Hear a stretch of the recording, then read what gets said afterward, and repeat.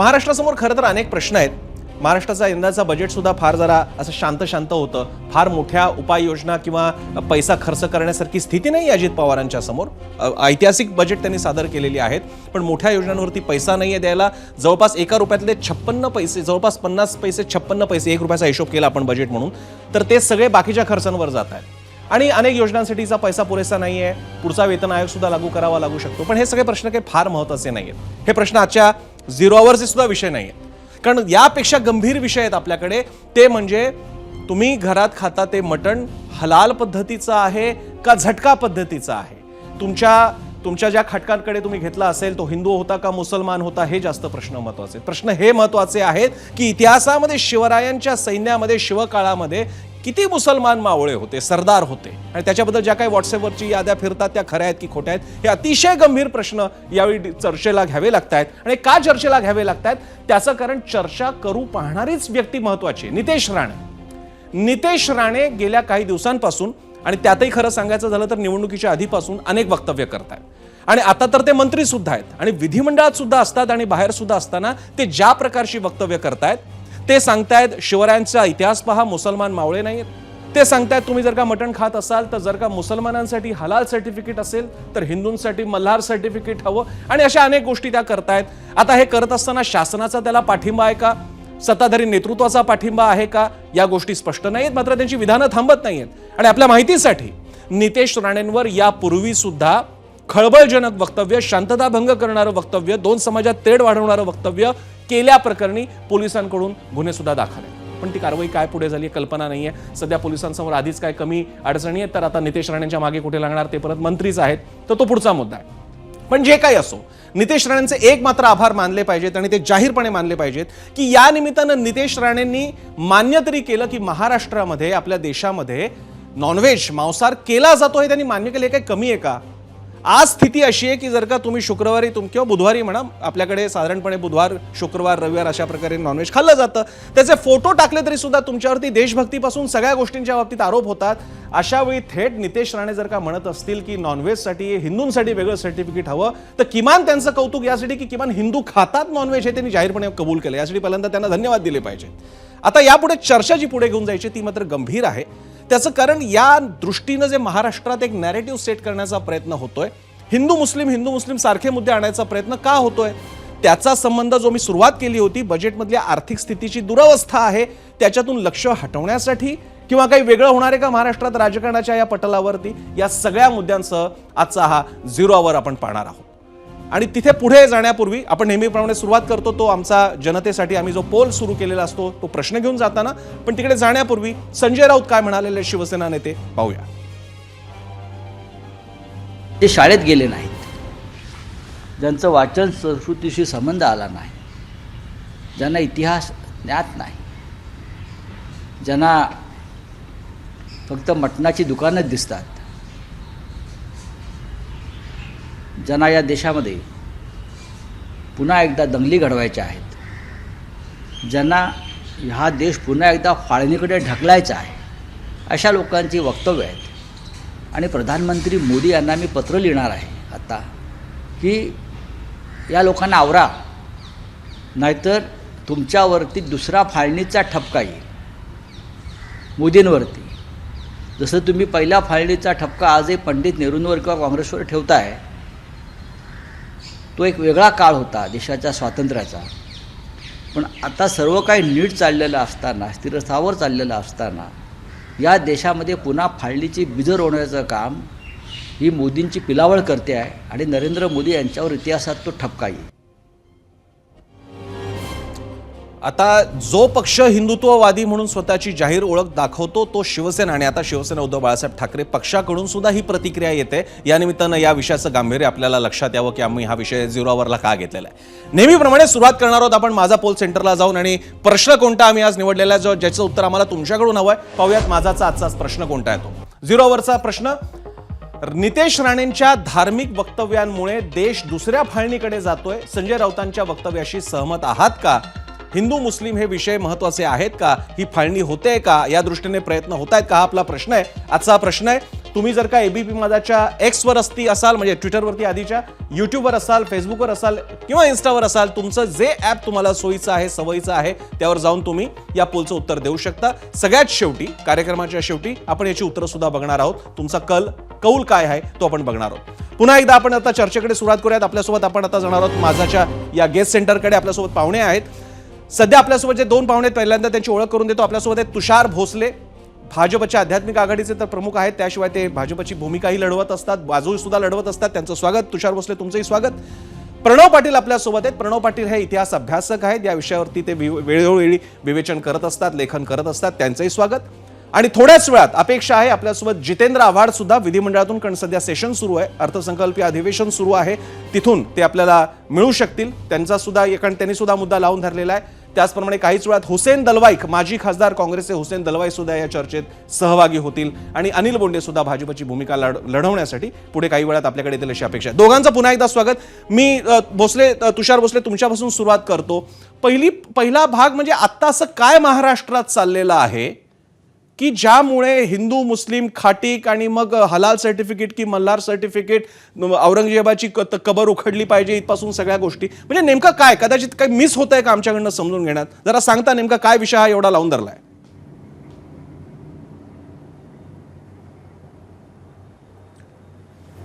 प्रसन्नजी, खरं तर महाराष्ट्रात जे सुरू आहे त्यात वेगळं काही घडतंय असं मला तरी काही दिसत नाही. बरं.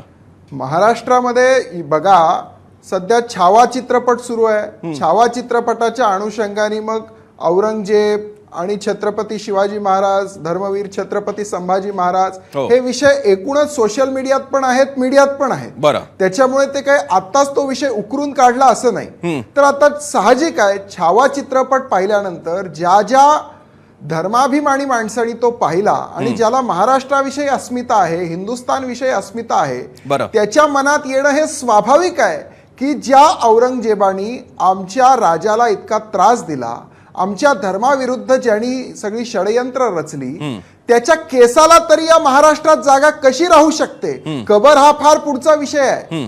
त्याच्या केसाला सुद्धा जागा या महाराष्ट्रात राहू शकत नाही. ही स्वाभाविक प्रतिक्रिया या महाराष्ट्राची आणि महाराष्ट्रातल्या नागरिकाची येणार आहे. त्याच्यामुळे तो विषय उकरून काढला असं मला वाटत नाही. ती महाराष्ट्राची स्वाभाविक प्रतिक्रिया आहे. आणि राहिला प्रश्न, आज तुम्ही जे काय मांसाहाराच्या संदर्भातलं वक्तव्य म्हणताय, तर मला असं वाटतं की ती कुठली तरी एक हिंदू खाटिकांची, हिंदू दलितांची एक संघटना आहे. आणि त्या संघटनेने हा निर्णय घेतला की एकीकडे मुस्लिम लोक त्यांच्या दुकानामध्ये लिहितात की आमच्या इथे हलाल पद्धतीने काय ते मांस मिळेल, तर मग आम्ही सुद्धा बाबा जे हिंदू खाटिक आहेत, हिंदू दलित आहेत, ते जे मांसाहार विक्री करतात, आम्ही सुद्धा शुद्ध शास्त्रशुद्ध काय त्यांच्या पद्धती असतील, मी तर काही मांसाहाराशी कधी माझा संबंध आला नाही, त्यामुळे मला त्या पद्धती माहीत नाही. पण त्यांच्या संघटनेने तो निर्णय घेतला की आम्ही सुद्धा अशा पद्धतीचं सर्टिफिकेट देतो. आणि मग त्याला नितेश राणेंनी काही समर्थन दिलं असेल तर त्यात एवढं वातावरण पेटलंय किंवा काही नवीनच काही घडलंय ना, आता हे सकाळचा 9चा भोंगा ज्या पद्धतीने म्हणतोय की लगेच देश दुसऱ्या फाळणीकडे निघालाय, अशी काही परिस्थिती नाहीये. विनाकारण कुठल्या विषयात वाद पेटला गेलाय अशा कोणती भूमिका नाही. पण एक मात्र निश्चित आहे की गेल्या 10 वर्षामध्ये हिंदुस्थानामध्ये जे हिंदू धर्माचं पुनरुत्थान झालंय, धर्माविषयी जागृती निर्माण झाली आहे आणि आपल्या स्वत्वाविषयी, आपला स्वधर्म असेल, स्वभाषा असेल, स्वअस्मिता असेल, याच्याविषयी लोकांना अभिमान निर्माण झालाय. आणि त्या भूमिकेतनच काही वक्तव्यांचं समर्थन होत आहे असं मला वाटतं. मला एक तुषार भोसलेजी, दोन मुद्द्यांबद्दल आपण आणखी खूप मुद्द्यांबद्दल बोलणार आहोत, पण एक मुद्द्याबद्दल मी आपल्याला दोन मुद्द्यांबद्दल विचारतो. पहिला मुद्दा, औरंगजेबाची कबर. औरंगजेबाची कबर हा असा काही सेलिब्रेशनचा भाग नाहीये ना, तिकडे कधी कुठला उरूस उत्सव वगैरे होत होता. अफजल खानाच्या पाशी तरी होत होता, त्यामुळे नंतर तिकडची सगळं बांधकाम नंतर तोडण्यात सुद्धा आलं या सरकारच्या काळामध्ये. प्रश्न असा आहे, औरंगजेबाची कबर हा विषय सगळा 250-300 वर्षाच्या काळातला आहे. या काळामध्ये जेव्हा मराठा साम्राज्याची हाय टाईड, म्हणजे मराठा साम्राज्य हे फक्त स्वराज्यापुरता नाही, त्या स्वराज्याचं राष्ट्रीय साम्राज्य जेव्हा तयार झालं होतं, त्या काळात जेव्हा दिल्लीचा बादशाह मराठे ठरवत होते, त्या काळातही मराठ्यांच्या अंगणात असलेल्या, तेव्हा काही औरंगाबाद वगैरे असं नव्हतं, तिथे, आणि औरंगजेबाचं निधन काही तिथे झालेलं नाही, त्याचा मृत्यू काही औरंगाबादमध्ये नव्हता झाला, नगर जवळ झाला होता, नंतर ती कबर तिकडे बांधली. माझा प्रश्न आपल्याला असा आहे, तर जिथे रूल करणारे मराठे होते त्याही काळात ज्या कबरीला हलवण्यात आलं नाही, पुढे पेशवाई होती, त्या सगळ्या पेशव्यांच्या काळात म्हणजे पुन्हा मराठेशाहीचा उत्तरार्धाचा काळ, तेव्हा काही झालं नाही, मग आता अचानक ती कबर तिकडे आहे? कारण अशा अनेक गोष्टी या वारशाचा भाग असतो, त्या वारशामध्ये अभिमानास्पद बाबी असतात, आणि त्याच वेळी काही गोष्टी ज्याचं कौतुक तसं नसतं, म्हणजे औरंगजेबाचं कौतुक नाहीये, पण हा औरंगजेब की जो अफगाणिस्तान पासून बांगलादेश, तेव्हा बांगलादेश नव्हता, जो सगळा भारत होता, त्यावरती जो शासन करत होता, त्याला मराठ्यांनी इथपर्यंत आणला, आपल्या भागात आणला, आणि त्याला मृत्यूला सामोरं जावं लागलं, त्याला स्वतःचा आनंद व्यक्त करता आला नाही. त्याची आयुष्यभराचीच नव्हे, त्याच्या मृत्यूनंतर सुद्धा वेदना देणारी गोष्ट जर का कोणी औरंगजेब प्रेमी असेल तर ही, की त्याचं थडगं महाराष्ट्रात आहे. माझा आपल्याला प्रश्न आहे, जे मराठा साम्राज्यानं कधी केलं नाही ते करावं अशी आपल्यासारख्यांची काय इच्छा आहे?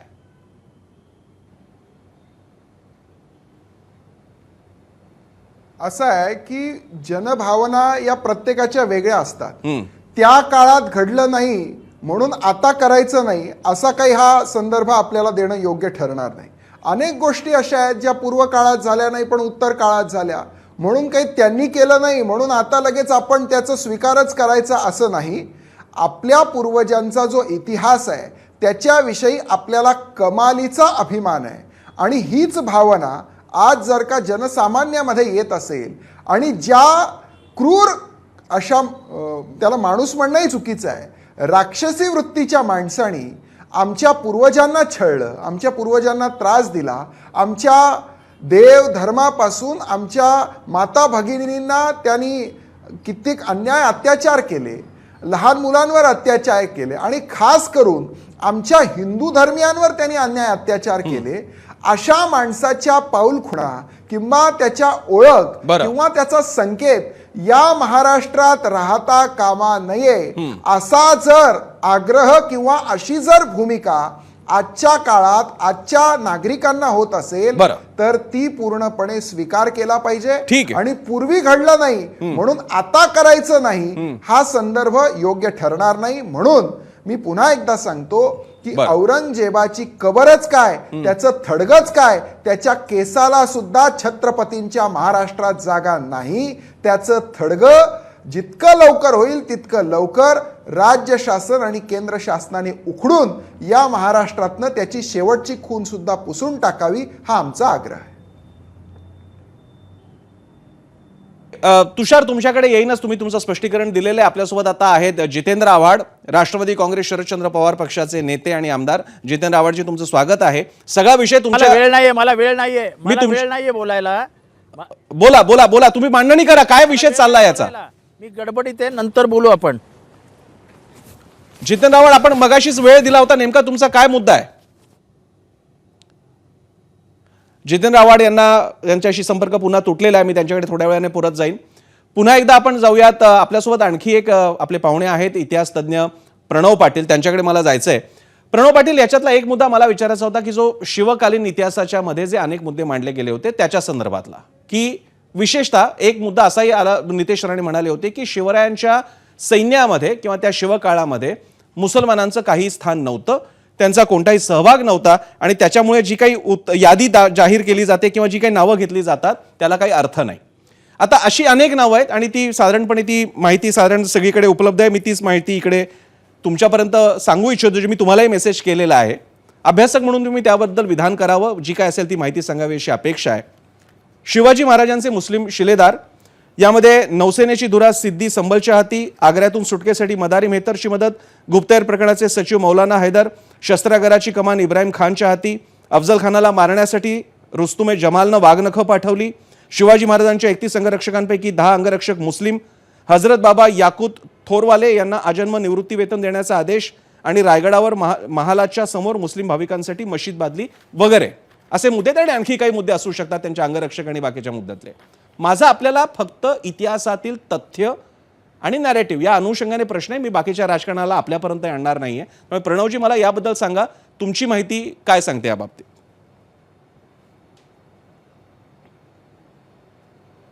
जर आपण ऐतिहासिक अस्सल साधनांचा जर अभ्यास केला तर आपल्याला असं लक्षात येतं की सिद्धी संबळ नावाचा हा व्यक्तीच कुणी अस्तित्वात नव्हता, तर दौलत खान नावाचा शिवाजी महाराजांच्या आरमारामध्ये अधिकारी होता. आणि मदारी मेहतर हे जे पात्र आहे हे साधारण 1930च्या काळामध्ये एका कागदपत्रातून समोर आलं, परंतु अभ्यासकांच्या नंतर लक्षात आलं की हा कागद हा बनावट कागद आहे. त्यामुळे मदारी मेहतरचा उल्लेख कुठल्याही ऐतिहासिक साधनांमध्ये बखरींमध्ये आपल्याला सापडत नाही. दुसरं म्हणजे मौलाना हैदर हे जे पात्र आहे त्याचंही नाव आपल्याला कुठल्या साधनांमध्ये आपल्याला दिसत नाही किंवा सापडत नाही. दुसरं म्हणजे रुस्तुमे जमान हा जो आदिलशाही सरदार होता, तर त्याने शिवाजी महाराजांना वाघनखं पाठवली असं नरेटिव्ह सध्या फिरतंय.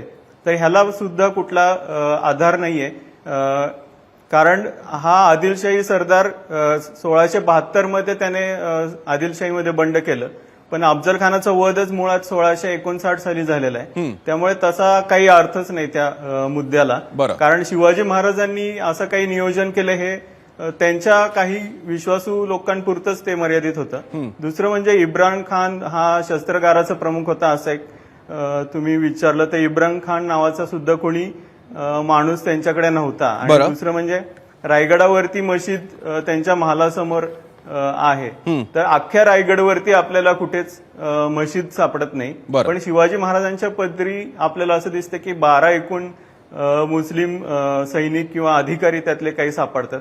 तर त्यातले 4 जे आहेत की जैना खान पीरजादे म्हणून होता, तो पुण्याचा सर हवालदार होता, किंवा सिद्दी अंबर बगदादी, हे सगळे आधीच्या काळातलेच हवालदार होते. ते सुद्धा आपल्याला 1655-54 नंतर कुठे सापडत नाहीत. परंतु सिद्दी इब्राहिम नावाचा एक अंगरक्षक मात्र त्याचं नाव आपल्याला सापडतं की जो फोंड्याच्या लढाईमध्ये 1675 पर्यंत महाराजांच्या बरोबर होता. दुसरं म्हणजे दौलत खान जो महाराजांच्या आरमारामध्ये प्रमुख होता, तर त्याचं नक्कीच नाव आपल्याला 1680 पर्यंत सापडतं. आणि दर्या सारंग हा जो दुसरा नौदलाचा अधिकारी होता, त्याचंही नाव आपल्याला सापडतं, परंतु 1678ला त्याला आणि त्याच्या मुलाला कैद केलं होतं. त्यामुळे तोही नंतर फितूर झाला होता का अशी एक शंका आपल्याला दिसते. दुसरं म्हणजे काझी हैदर हा जो महाराजांच्या पदरी पर्शियन पत्र लिहिण्यासाठी किंवा त्या गोष्टीसाठी ठेवलेला होता, तर तो सुद्धा औरंगजेबाच्या काळामध्ये फितूर झाला आणि त्याने माहुलीचा किल्ला जिंकण्यासाठी महाराजांच्या स्वराज्याच्या विरोधात जाऊन पावलं उचलली होती. शमा खान नावाचा मात्र एक घोडदळातला सरदार आपल्याला दिसतो. 29 जे घोडदळ प्रमुख होते त्यातला तो एक सरदार होता. दुसरा एक सिद्दी कासिम बेग म्हणून शिवापूरचा एक हवालदार होता. आणि आपल्याला दिसतं की सिद्दी हिलालचं नाव आपल्याला अनेकदा दिसतं की पन्हाळ्याच्या वेड्यात तो दिसतो. परंतु हा जो सिद्दी हिलाल होता तो भोसले घराण्यातले जे खेळोजी भोसले होते, तर यांनी ह्या सिद्दी गुलामाला विकत घेतलं होतं लहानपणी, आणि तो मोठा स्वराज्यातच झाला होता. आणि मला असं वाटतं की हे जे 12 मुस्लिम जी काही नावं आहेत ती काही त्या काळातल्या मुस्लिम समाजाचं प्रतिनिधित्व करणारी ही माणसं नव्हती. त्यातले अनेक जण हे पोटार्थी होते, जिथे जास्त पगार तिकडे ती जाणारी अशी माणसं होती. मुळात एखाद्या स्वराज्यातल्या सैनिकांची किंवा अधिकाऱ्यांची धर्म काढणं हे मला वाटतं की बरोबर नाही, कारण आज धर्म काढलाय उद्या तुम्ही जात पण काढू शकता की इतक्या जातीची लोक होती का. तर मुसलमानांना शिवाजी महाराजच आपले का वाटत नाही, जसं 18 पगड जातीतल्या लोकांना आमच्या जातीचे किती सैनिक होते असं काढावंसं वाटत नाही, कारण महाराज आपल्याला सगळ्यांचे वाटतात. तसे मला असं वाटतं की त्यावेळच्या मुसलमानांसाठी हा काही प्रश्न नव्हता की आमची किती लोक सैन्यामध्ये आहेत, त्यांच्यासाठी महाराज हेच आमचे प्रमुख आणि राजे आहेत असं सगळी जनभावना होती. प्रणव पाटीलजी, तुम्ही अतिशय म्हणजे शेवटची तुमची वाक्य अत्यंत महत्वाची आहेत. एकीकडे 2 प्रकारे तुलना केली जाते. एक, नितेश राणे कोणीच नव्हतं, मुसलमानच नव्हते महाराजांच्या सेवेमध्ये. दुसरं एक टोक आहे ज्याच्यामध्ये एकदम वेगळी एक यादी आहेत, आणि इकडे एक असे अभ्यासक आहेत की जे सांगतायत किती माणसं होती, किती काळ होती, का होती. आणि त्याचवेळी त्यांनी एक अतिशय महत्वाचं विधान केलं, आज जर का धर्माच्या नुसार मावळे मोजायला लागत असाल तर उद्या जातीच्या आधारे मोजायला लागलात तर काय होईल. हा प्रणव पाटील यांचा मुद्दा अनेक गर्भित अर्थांसह फार महत्त्वाचा आहे आणि तो लक्षात घ्यायला हवा. त्यामुळे प्रणव पाटील यांनी अतिशय संयतपणे इतिहास अभ्यासकाच्या सचोटीनं मुद्दा मांडलेला आहे, त्यासाठी त्यांचे आभार. प्रणव पाटील, तुम्ही आमच्यासोबत राहा. आपल्यासोबत आता अनिल बोंडे सुद्धा आहेत, भाजपचे नेते, आणि त्याचप्रमाणे मला तिकडे काँग्रेसची भूमिका मांडण्यासाठी कारण हुसेन दलवाई यायला कदाचित वेळ लागेल. आपल्यासोबत हनुमंतराव पवार सुद्धा आहेत, त्यांचं सुद्धा स्वागत. मी पहिल्यांदा अनिल बोंडेंकडे जातोय. अनिलजी, इतके सगळे मुद्दे महाराष्ट्राच्या समोर असताना अचानक हिंदू मुस्लिम मोठा मुद्दा झाल्यासारखा चित्र आहे आणि बोलणारी व्यक्ती मंत्री आहेत, नितेश राणे आहेत. ते स्वतः एक तर राणेंचे चिरंजीव आहेत आणि शिवाय मंत्री आहेत. माझा आपल्याला प्रश्न आहे, असं आता नेमकं काय काय चाललेलं आहे? अचानक हे हलाल सर्टिफिकेटचा मुद्दा, औरंगजेबची कबर उखडून टाकण्यासाठी सुद्धा ते म्हणतायत. बरं, शासनाचा मंत्री ही विधानं करतोय, याचा अर्थ काय घ्यायचा? नाही, त्यामध्ये हरकत काही नाही आहे. कारण हलालच्या संदर्भात जर बोललं तर हलालचं अगोदरपासून लादल्या गेलेलं आहे. नुसतं हलाल मटनच नाही तर सगळा किराणा असो, हल्दीरामचं प्रॉडक्ट असो, तेही सगळं हलाल. म्हणजे हा हट्ट कशासाठी?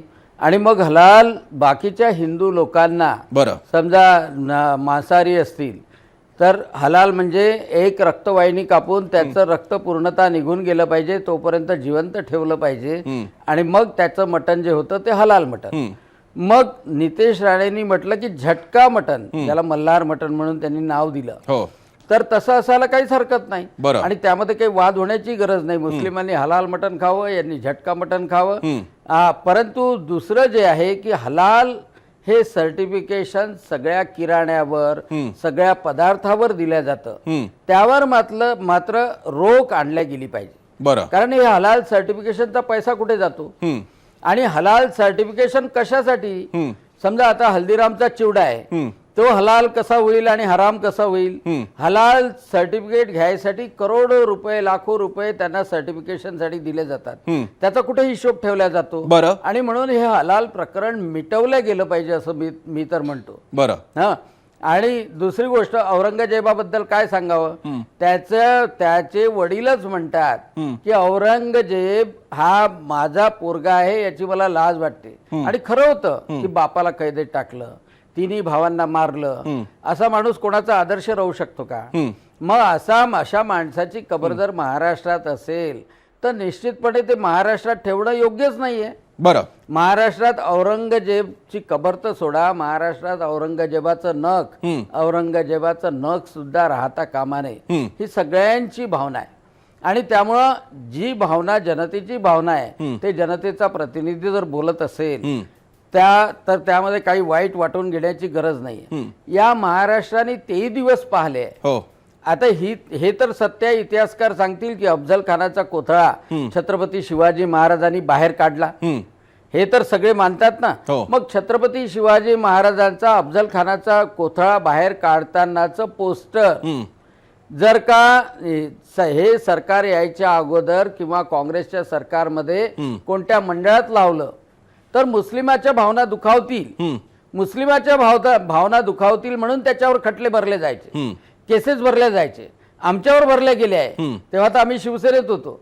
मग मला हे सांगा, अफजल खानाचा कोथळा काढला हा तर इतिहास आहे. बरं. मग अफजल खानाचा कोथळा काढला तर मुसलमानाच्या भावना का दुखावल्या जातात? बरं. औरंगजेबाने जर अत्याचार केला हे जर वारंवार सांगितलं तर मुस्लिमांच्या भावना दुखावण्याचा गरजच नाही. मी त्याच्याकडे येतो. अनिल बोंडेजी, मला तुमचा मुद्दा लक्षात आला. फक्त तशी सगळी चित्र काढायची म्हटली तर प्रसंगातले अनेक बाकीची चित्र सुद्धा समोर येतील आणि मग भावना कुणाकुणाच्या दुखवायच्या आणि कुणाकुणाच्या रोखायचा हा मुद्दा आहे. माझी चर्चेचा दिशा तरी ही असणार आहे की हे मुद्दे घेऊन चर्चा करत बसणार आहोत का? मी तुमच्याकडे पुन्हा येतो अनिल बोंडे, कारण मला अनेक बाकीचे मुद्दे विचारायचे आहेत.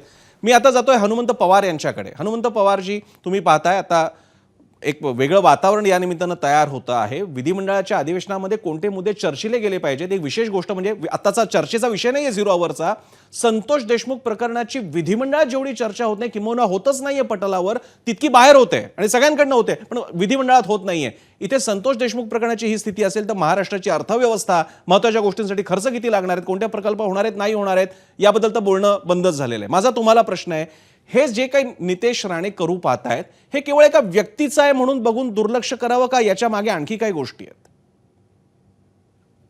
प्रसन्नजी, नितेश राणे यांनी संविधानावर हात ठेवून या राज्याचे मंत्री म्हणून शपथ घेतलेली आहे. ते भारतीय जनता पक्षाच्या तिकिटावर निवडणूक लढलेले आहेत हो. आणि आता सरकारमध्ये मंत्री आहेत. त्यामुळं त्यांचं म्हणणं हे भारतीय जनता पक्षाचं आणि पर्यायानं सरकारचं म्हणणं आहे बरोबर. असं समजायला खरं म्हणजे काहीच हरकत नसावी. एक. दोन, सत्ता मिळवण्यासाठी आणि सत्ता टिकवण्यासाठी नितेश राणे आणि राणे परिवार कोणत्याही थराला जाऊ शकतो. तुम्हाला आठवत असेल की राम गणेश गडकरींचा पुतळा ज्यावेळेस पुण्याच्या छत्रपती संभाजी उद्यानामधून काढून फेकला गेला त्यावेळेस नितेश राणे यांची भूमिका काय होती, किंवा मराठा आरक्षणाच्या संबंधाने आत्ताचे मुख्यमंत्री देवेंद्रजी फडणवीस यांच्याबद्दल याच नितेश राणे यांनी कोणत्या थराला जाऊन भाषा वापरली होती. स्वातंत्र्यवीर सावरकरांना मी स्वातंत्र्यवीर मानायला तयार नाही असं म्हणणारे नितेश राणे आणि आता हेच नितेश राणे औरंगजेब आणि खटका आणि हलाल या विषयावर हिंदू मुस्लिम हा प्रश्न महाराष्ट्राच्या जणू काही जीवाभावाचा जिव्हाळ्याचा आहे असं भासवू इच्छित आहेत. ही सगळी भाषा राष्ट्रीय स्वयंसेवक संघ परिवार आणि भारतीय जनता पक्षानं प्लॅन केलेली आहे. बरं. ती नितेश राणे यांच्या तोंडातून येते हे दुर्दैवी आहे. मंत्री आहेत ते. खरं म्हणजे दोन धर्मामध्ये दोन समाजामध्ये वितुष्ट निर्माण होईल असे वक्तव्य केल्याप्रकरणी नितेशजी राणे यांचा राज्यपालांनी राजीनामा घेतला पाहिजे. बरं. आता राहिला मुद्दा विधानसभेमध्ये आणि या सरकारचे प्राधान्यक्रम म्हणून जे विषय असायला पाहिजे त्याच्याकडून महाराष्ट्रातल्या जनतेचं लक्ष विचलित करण्याचा हा केविलवाना प्रयत्न आहे. बरं. महाराष्ट्रामध्ये याच सरकारने लाडक्या बहिणीला 2100 रुपये देतो म्हणाले होते. आज उपमुख्यमंत्री अजितदादा पत्रकारांवर माध्यम प्रतिनिधीवरच रागावून कुठं आहे तो जाहीरनामा म्हणत आहेत. ते हे सोयीस्कररित्या विसरले आहेत की त्यांच्या प्रदेश अध्यक्षाने आणि खुद्द अजितदादा यांनी 2100 रुपये देतो म्हणून सांगितलं होतं. महाराष्ट्राचे मुख्यमंत्री भारतीय जनता पक्षाचे देवेंद्रजी फडणवीस यांनी स्पष्ट सांगितलं होतं की 8000 रुपये सोयाबीनला भाव देऊ. नाही आता त्यांना आठवत ते. महाराष्ट्राच्या शेतकऱ्यांचा 7/12 कोरा करू. आता देवेंद्रजींना ते आठवत नाहीये. एकनाथ शिंदे साहेब असतील, अजितदादा असतील की देवेंद्रजी फडणवीस असतील यांचं अपयश आणि प्रशासनामधलं आपलं पकड सुटते, कायदा सुव्यवस्थेचा प्रश्न तयार होतो याच्यापासून लक्ष विचलित करण्यासाठी हा पपेट म्हणजे पोपट नितेश राणे यांच्या तोंडून ते वधवून घेत आहे. बरं, मला हा मुद्दा घेऊन मी पुन्हा एकदा अनिल बोंडेंकडे जातो. त्यानंतर मी तुषार भोसले आणि मी एक वेगळा विषय इतिहासाच्या बाबतीतला की असं राजकारण का केलं जातं ते मी प्रणव पाटील यांना सुद्धा विचारणार आहे. अनिल बोंडेजी, मी पुन्हा एकदा तुमच्याकडे येतोय. नितेश राणे हे बोलतात आणि यापूर्वी सुद्धा ते बोललेले, त्यावेळी त्यांच्यावर कारवाईची घोषणा भाजपच्या पक्षश्रेष्ठींनी केली होती. ती कारवाई झालेली नाही. पोलीस केसेसचं पुढे काय झालं त्याची कल्पना नाहीये. आता मुद्दा असा आहे की जेव्हा नितेश राणे हे बोलतात सर्टिफिकेट असावं, औरंगजेबाची कबर, ही व्यक्तिगत, माझा फार महत्त्वाचा प्रश्न आहे, ही नितेश राणे या व्यक्तीची विधानं आहेत का भाजप पक्ष त्याला एन्डॉर्स करतो, त्याला पाठिंबा देतो? ही अधिकृत भूमिका आहे पक्षाची? नाही, भारतीय जनता पक्ष पाठिंबा देतो की नाही ते माहीत नाही, प्रदेशाध्यक्षांशी बोलावं लागेल. परंतु एक गोष्ट आहे की ती भूमिका सगळ्यांना पटण्यासारखी आहे. बरं. म्हणजे कारण की आता तुम्हीच सांगितलं इतिहास तज्ज्ञांनी की जे मुस्लिम अधिकारी आहे, मुस्लिम नाव आहे, ते बरेचसे घुसवलेले आहे. कारण की अगोदर असा प्रयत्न झाला, वारंवार प्रयत्न असा झाला की छत्रपती शिवाजी महाराज संपूर्णतः सेक्युलर, सर्वधर्म समभावी आणि मावळ्यांना विसरून गेले की ज्या मावळ्यांच्या भरोशावर छत्रपती शिवाजी महाराजांनी लढाया जिंकल्या ते विसरून गेले. अशापर्यंत सांगायला आले की मुस्लिमच सैन्य होतं. अशापर्यंत सांगणाऱ्याची मजल गेली. त्यावेळेला क्लिअर केलं असेल नितेश राणेंनी तर ते काही वाईट नाही असं मला वाटत नाही. आणि हलाल आणि झटक्याच्या संदर्भात तर सांगितलंच की हलाल एवढे वर्षपर्यंत लादलं का काँग्रेसवाले बोलले नाही हलालच्या संदर्भात, का राष्ट्रवादीवाले म्हणजे शरद पवारवाले बोलले नाही हलालच्या संदर्भात.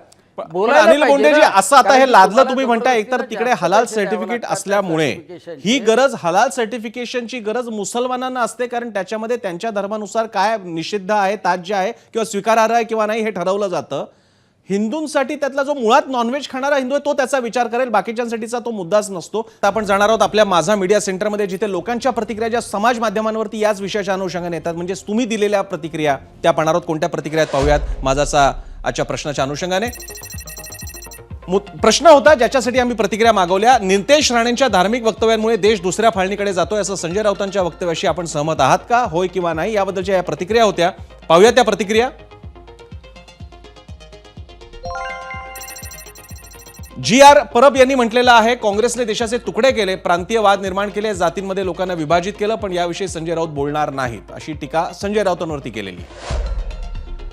पुढची प्रतिक्रिया आहे, विकासाच्या मुद्द्यावर वाद निर्माण झाले तर जनतेला देखील आवडेल असं स्वप्नील परखड यांनी परखड मत व्यक्त केलेलं आहे की विकासाच्या मुद्द्यावरची चर्चा का होत नाही. नितेश राणेंचा मुद्दा योग्य आहे अशी सुद्धा कमेंट आहे प्रशांत देगवेकर यांची. नितेश राणे एवढे मोठे नाहीत की त्यांच्या बोलण्यानं समाज रचनेत बदल होतील असं अभिजित मस्के म्हणतायत. मात्र नितेश राणे मंत्री आहेत आणि त्यांचा पक्ष त्यांच्या विधानापासून अंतर राखत नाहीये. जे.के. मोरे म्हणतात नितेश राणेंचा मुद्दाम दोन धर्मांमध्ये संघर्ष निर्माण करताना दिसतात, विकास कामं करा म्हणावं त्यांना, अशी त्यांनी इशारा दिलाय, त्यांनी असा सल्ला दिलाय नितेश राणेंना. आणि पुढची कमेंट फेसबुकवरनं आलेली आहे, जेव्हा बाळासाहेब ठाकरे बोलायचे तेव्हा फाळणी नाही झाली, मग नितेश राणेंवरच टीका कशासाठी, असं पूजा यांनी ही फेसबुकवरती कमेंट केली आहे. मार्मिक कमेंट आहे की मग तेव्हा नव्हती फाळणी झाली, मग आता कशी काय होणार आहे. निमखेड कारम म्हणतायत, जे इन्स्टावरनं त्यांनी व्यक्त केलंय, संजय राऊत साहेब तुम्ही खरंच बाळासाहेबांची भाषणं ऐकली आहेत का? अहो ते सुद्धा असंच बोलायचे, त्यामुळे फाळणी झाली का? उगीच सकाळी सकाळी भोंगा वाजवता, अशी अगदीच जरा बोचरी टीका केलेली आहे या प्रेक्षकांना संजय राऊतांवर. पुन्हा एकदा जाऊयात आपण आपल्या पाहुण्यांकडे जाऊयात, गेस्ट सेंटरकडे आपल्याला जावं लागेल. मी जातोय अनिल बोंडेंकडे जाण्यापूर्वी मी जातोय तुषार भोसले यांच्याकडे. तुषार भोसलेजी, या सगळ्या प्रकरणामध्ये नितेश राणे यांच्यावरती कुठलीही कारवाई पक्ष भाजप करत नाहीयेत, यापूर्वीची विधानं नंतरची सुद्धा. मला आठवतंय निवडणुकीच्या पूर्वीच्या त्यांच्या विधानानंतर त्यांनी मशिदीकडे धनुष्यबाण उगारल्याचं असेल किंवा एक संत महात्मा होते त्यांच्या बाबतीत बोलत असताना त्यांनी मशिदीमध्ये घुसून आम्ही मारू वगैरे अशी विधानं होती. अतिशय गंभीर, थेट कायद्याला आव्हान देणारी भाषा आहे. मग याच्यातून भाजप पक्ष म्हणून आणि सरकार म्हणून तुम्ही संकेत काय देऊ पाहताय?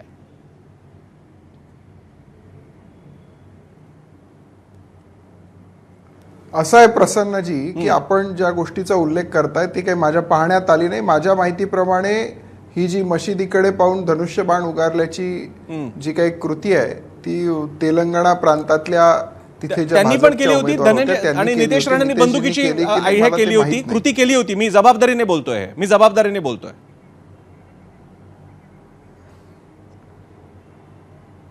मी माझ्या पाहण्यात नाही, त्याच्यामुळे मी त्यावर बोलणं योग्य होणार नाही. पण आता जे त्यांनी विषय मांडलेले आहेत, मुद्दे मांडलेले आहेत, हे निश्चितपणानं हिंदू जनतेला वाटणारे मुद्दे आहेत. आणि गेल्या निवडणुकीमध्ये आपण पाहिलं की बटेंगे तो कटेंगे, आणि स्वतः मोदीजींनी सांगितलं एक है तो सेफ है. बरं. आणि या नाऱ्याला महाराष्ट्राच्या जनतेने भरभरून मतदान केलं. बरं. त्या भूमिकेला समर्थन दिलं. अक्षरशः मतांचा पूर ओसंडून वाहिला.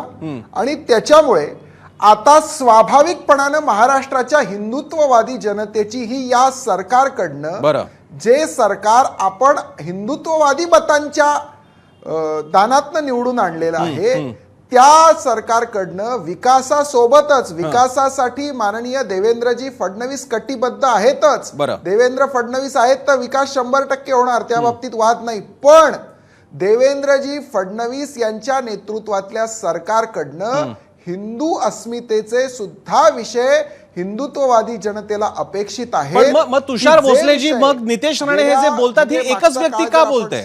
मग सगळा भाजप प्रदेशाध्यक्ष, स्वतः अख्खं मंत्रिमंडळ आणि भाजप पक्ष म्हणून ही जाहीर भूमिका का नाही घेत? मग तुम्ही ते आता सुद्धा मी अनिल बोंडेंना विचारलं, ते म्हणाले पक्षाध्यक्षांना विचारावं लागेल. ते बोलतायत हे खरं, याबद्दल तुम्हा दोघांचं एकमत आहे. तुषार भोसले तुमचं आणि अनिल बोंडेंचं, नितेश राणे बोलतायत त्याबद्दल एकमत आहे, पण एकमत असलं तरी ते पक्षाचं आहे की नाही हे तुम्हा दोघांना माहित नाही. असं कसं असू शकतं? ही द्विधा मानसिकता का? असं आहे प्रसन्नजी, असं आहे की प्रत्येक संघटनेची एक रचना असते. बोंडेजी जे आपल्याला म्हणाले ते अतिशय योग्य आहे. ते त्यांच्यावर कारवाई करायची की समर्थन करायचं याचा अधिकृतपणाने निर्णय भारतीय जनता पक्षाच्या प्रदेशाध्यक्षांना आहे. प्रत्येक कार्यकर्त्याला आणि प्रत्येक नेत्याला ही पक्षाची भूमिका आहे की नाहीये, कारवाई करायची की समर्थन करायची, तो अधिकार प्रदेशाध्यक्षांचा आहे. त्या विधानांवरची कारवाई हा भाजपचा प्रश्न नाहीये, त्यांच्यावरती FIR दाखल आहेत. पोलिसी कारवाई होणं अपेक्षित आहे आणि पोलिसी कारवाई ही भाजप पक्षाच्या पलीकडे संविधानात्मक रचनेतून झाली पाहिजे, ती होत नाहीये. म्हणून माझा तुम्हाला प्रश्न आहे, मग ती होत नसेल तर किमान नितेश राणेंचं समर्थन तरी करा की पक्ष म्हणून आम्ही नितेश राणेंच्या मागे आहोत.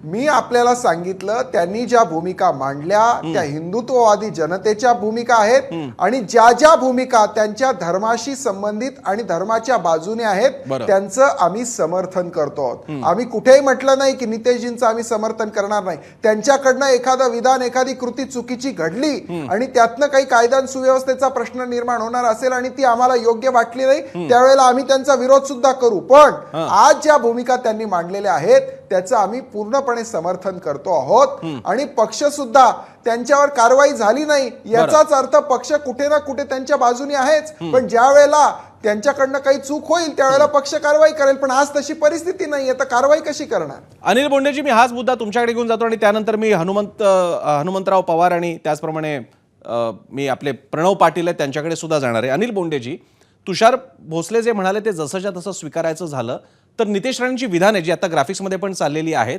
औरंगजेबाच्या कबरीला उद्ध्वस्त करणे, जर का तुम्ही आमच्या अमुक कोणा महंतांना धक्का दिला तर तुमच्या मशिदीत घुसून मारू, आणि याशिवाय आणखी मुसलमानांबद्दलचे हे हिरवे साप आहेत, हिंदूंनी फक्त हिंदूंबरोबरच व्यवहार करावा, हे सगळं ऑन रेकॉर्ड आहे. तुम्ही गुगल केलं की नितेश राणेंची सगळी विधानं तुम्हाला मिळतील. माझा आपल्याला प्रश्न, ही सगळी भूमिका आहे भाजपची आणि भूमिका होती तर निवडणुकीच्या काळात कळलेली नाहीये. आणि विधानं जर का तुम्ही जसं आता भोसले म्हणाले की त्यांना कोणी विरोध करत नाहीये म्हणजे पक्षाचा पाठिंबा आहे, तर माझा आपल्याला प्रश्न आहे की समाजामध्ये असणारा हा सगळा वर्ग, मग कोणत्याही जाती धर्माचा असो, त्याच्या बाबतीत ही भाजपची भूमिका आहे. कुणाबरोबर व्यवहार करावेत, कुणाबरोबर करू नये. औरंगजेबाची कबरची इतकी वर्ष चालू आहे आणि ज्याच्याबद्दल ती असते हे सांगितल्याशिवाय कळतही नाही की नेमकी ती कुठे आहे. हा मुद्दा एवढा मोठा करण्या इतकं नेमकं कारण काय? भाजपला एवढी गरज का वाटते? मला हे सांगा, आता जी 2 विधानं केले त्याच्यामध्ये कारवाई करण्यासारखं काय आहे? कारण की हलालचं होतं तेव्हा त्यांच्यावर कारवाई केली का? हलालचं सर्टिफिकेशन देत होतं. तर ज्या ज्या लोकांना असं वाटतं की आम्हाला झटक्याचं मटण मिळालं पाहिजे, आम्हाला म्हणजे मटण आणायचं झालं तर ते बीफचं आहे की बकऱ्याचं आहे हे समजलं पाहिजे, तर त्यासाठी तो तर हक्क आहे लोकांचा. त्यामध्ये त्यांनी म्हटलं तर काहीच हरकत नाही. औरंगजेबाच्या कबरीबद्दल कोणाला प्रेम आहे? कोण जात आहे कबरीवर? एक अबू आझमी जर सोडला तर बाकीचे लोक म्हणतात आहे अबू आझमीने औरंगजेबाचे गुण गाले, तर त्याचं तुम्हाला काही वाटणार नाही. अरे मला हे सांगा की पक्षाची भूमिका, मला हे सांगा यामध्ये जर का वाईट असेल तर निश्चितपणे पक्ष कारवाई करेल. जर का ते वाईट बोलले असेल, कायद्याच्या बाहेर बोलले असेल तर कायदा कारवाई करेल. आणि प्रत्येक गोष्टीत पक्षाने भूमिका जाहीर केलीच पाहिजे. हा अट्टास कशाला? मला हे सांगा, त्या पक्षाने भूमिका जाहीर केली ना की औरंगजेबाचे गुणगान केले त्या अबू आझमीनी, तर त्याच्यावर कारवाई केली ना, पक्षाचे सगळे लोक बोलले ना, आणि त्याला निलंबित सुद्धा केलं.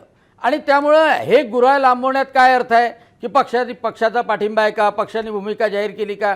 अरे पक्षाचा माणूस बोलतो आहे आणि त्याला जनसमर्थन मिळतंय. आता तुमच्या मीडिया हाऊसमध्ये सुद्धा मिळालं ना जनसमर्थन की नितेश राणे बोलतात आहे झटका मटण किंवा औरंगजेबाचं नख सुद्धा नसलं पाहिजे. पण अनिल बोंडेजी, मी मगाशी तुम्ही नव्हता तेव्हा बोंडेजी, मी कार्यक्रमाच्या सुरुवातीला असं म्हटलं की या निमित्तानं मी अभिनंदन केलं नितेश राणेंचं. अनिल बोंडेजी, तुम्हाला आवडेल अशी गोष्ट सांगतो, मी जाहीरपणे ऑन एअर नितेश राणेंचं अभिनंदन केलं की या निमित्तानं महाराष्ट्रात, देशात मांसाहार करणारा असा हिंदू वर्ग आहे आणि त्याला नॉनव्हेज लागतं हे कबूल केलं, एक प्रकारे मान्यता दिली. याबद्दल मी आभार पण मानलेले आहेत नितेश राणेंचे. कारण मुंबईमध्ये तर नॉनव्हेज खात असाल तर आडनावं बघून सोसायटीच्या बाहेर तरी केलं जातं किंवा घरच राहू दिलं जात नाही किंवा त्याच्यावरती काहीतरी बंदी आणण्याचा प्रयत्न केला जातो.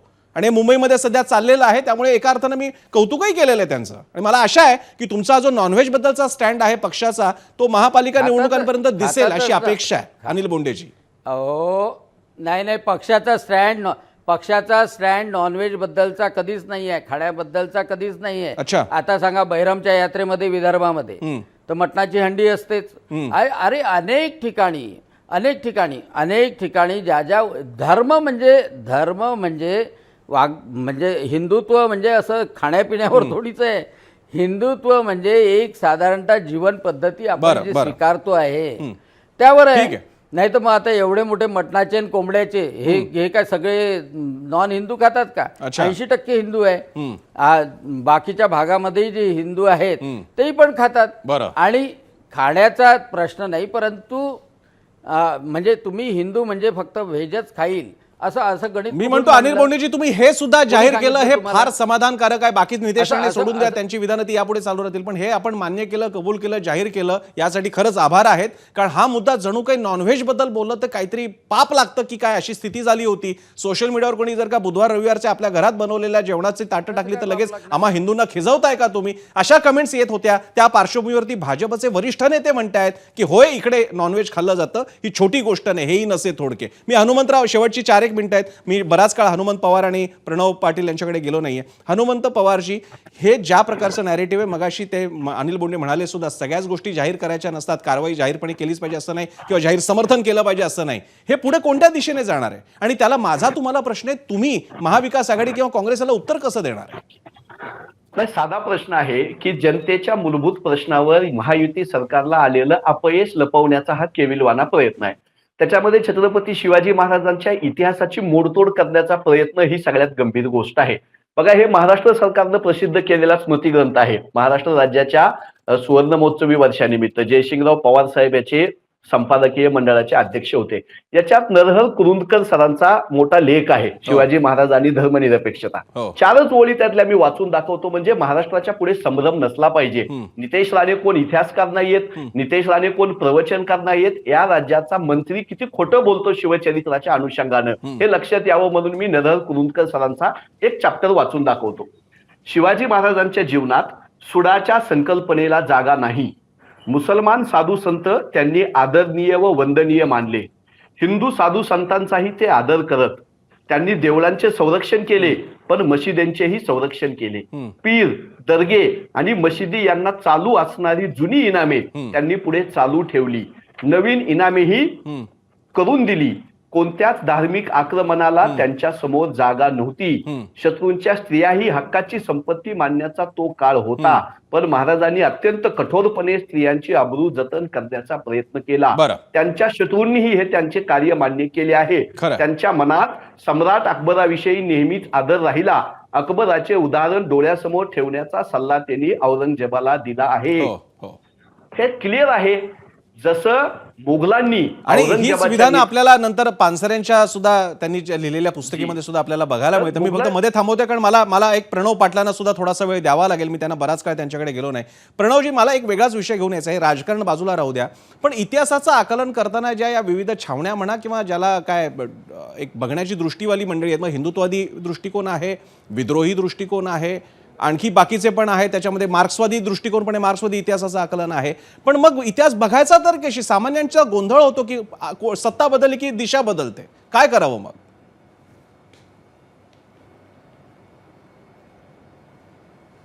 इतिहासाचा जर आपल्याला अभ्यास करायचा असेल तर समकालीन अस्सल साधनं जी आपल्याला इतिहास जे सांगतात ते यामध्ये सगळ्यात महत्वाचं असतं. मग त्यामागे विचारसरणी हा मुद्दाच येत नाही. आता जर आपण असं म्हटलं की शिवाजी महाराजांच्या सैन्यामध्ये फक्त 2% मुस्लिम सरदार होते किंवा सैनिक होते, ही फॅक्ट आहे.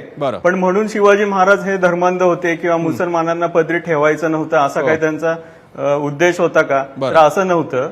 तर त्यामागे हेतू असा होता की स्वराज्याच्या आधी इथे ज्या प्रकारे अन्याय आणि जुलूम प्रजेवरती झाला होता, ज्या प्रकारे इथल्या प्रजेला गुलाम करून विकलं जात होतं, तर त्याच अधिकाऱ्यांना शिवाजी महाराज परत ठेवू इच्छित होते का? तर नाही. प्रजेला त्यांना एक सुरक्षित वातावरण द्यायचं होतं, म्हणून त्यांनी ही जी संख्या होती मुसलमानांची ते अधिकारी त्यांनी त्या 2% आपल्यालाच फक्त दिसतात की एवढंच त्यांच्या प्रशासनामध्ये होते. एक मुद्दा मात्र नक्की प्रणवजी तुमच्या बोलण्यातून जाणवता येतो की अशा इतिहासाकडे बघत असताना विविध साधनांचा वापर करायला हवा, स्वतः वाचता यायला हवा. एकेकाळी ही साधनच उपलब्ध नव्हती, मात्र आता भरपूर पुस्तकं आणि अस्सल साधनांचे संपादित खंड सुद्धा उपलब्ध आहेत. आपल्यासारख्या अभ्यासकांचं लेखन आता उपलब्ध होतं. सामान्यांनी त्याचा विचार करावा. पाठ्यपुस्तक आणि कादंबऱ्यांमुळे इतिहास कळत नाही, मनोरंजन जास्तीत जास्त होतं आणि पाठ्यपुस्तक तुम्हाला दिशा दाखवू शकतं.